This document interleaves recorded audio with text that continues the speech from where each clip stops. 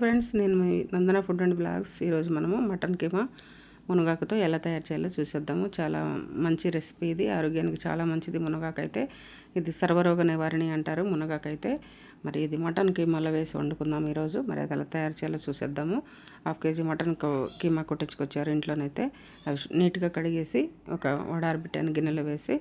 ఇప్పుడు ఉల్లిపాయలు అయితే 4 మీడియం సైజు ఉల్లిపాయలు కట్ చేసి చిన్న ముక్కలుగా వేసాను. తగినంత ఆయిల్ వేసుకొని బాండీలో ఉల్లిపాయలు అయితే వేగించుకుంటున్నాను. ఉల్లిపాయలు, పచ్చిమిర్చి, కరివేపాకు వేసి ఫ్రై చేసుకుంటున్నాము. 1 స్పూన్ అల్లం పేస్టు, 2 స్పూన్ల మసాలాలు ఇంట్లో తయారు చేసుకున్నవి, లవంగాలు, చెక్క, కొబ్బరి వేయించి పొడి చేసింది వేసాను. 2 స్పూన్లు చిన్న స్పూన్తోనే.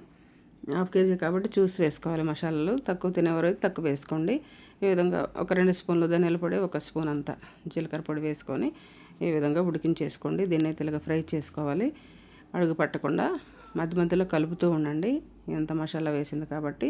చూడండి, ఒక గుప్పెడంతా మునగాకు నీట్గా కడిగి వడారబెట్టాను అది కూడాను.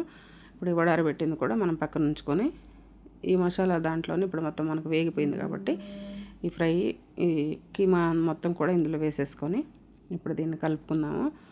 ఒకసారి అంతా కూడా మసాలాలు దీనికి పట్టే విధంగా కలిపేసుకోండి.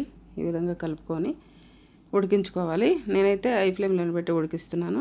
దగ్గరుండి చూసుకుంటూ కలుపుకుంటూ ఉడికించుకోండి. ఆరోగ్యానికి చాలా మంచిది, బాలింతలకు కూడా చాలా మంచిది, బ్లడ్ లేని వరకు కూడా చాలా ఉపయోగపడుతుంది ఈ రెసిపీ అయితే.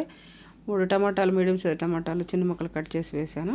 ఈ విధంగా వేసుకోండి. వేసుకున్న తర్వాత మనం కడిగి ఉంచుకున్న మునగాకు వేసాను. అది కూడా వేసుకున్న తర్వాత ఒకసారి మనం కారం ఎంత తినగలరో మీరు వేసుకోండి. నేను 1/2 కేజీకి 3 స్పూన్ల కారం అయితే వేసాను.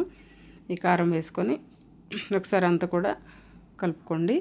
మీరు తినేదాన్ని బట్టి కారం వేసుకోండి. అది మటన్ కాబట్టి కొంచెం వాసన అనేది లేకుండా సరిపోని వేసుకొని ఇలా మొత్తం కూడా కలుపుకొని ఉడికించుకోండి. ఇలా ఉడికించుకున్న తర్వాత కొత్తిమీర వేసుకోండి. కొంచెం కొత్తిమీర కూడా వేసాను, కొంచెం పుదీనా కూడా వేసాను. చూడండి, ఈ విధంగా అడుగు పట్టకుండా ఉడికించుకోవాలి. మనకైతే రెడీ అయిపోయింది కర్రీ అయితే. ఆయిల్ పైకి సపరేట్ అవుతుంది కాబట్టి ఈ మటన్ కీమా మునగాకు ఫ్రై చక్కగా రెడీ అయిపోయింది. చపాతీ, రోటీ, పుల్కా అన్నంలోకి చాలా బాగుంటుంది. మరి ఒకసారి ట్రై చేసి చూడండి. ఈ విధంగా మీరు ఎప్పుడు ట్రై చేయనట్లయితే ఇలా ట్రై చేసి చూడండి. మునగాకుతో చాలా బాగుంటుంది. ఆరోగ్యానికి చాలా మంచి రెసిపీ ఇది. మునగాకు కీమా అనేది చాలా మంచి రెసిపీ ఇది.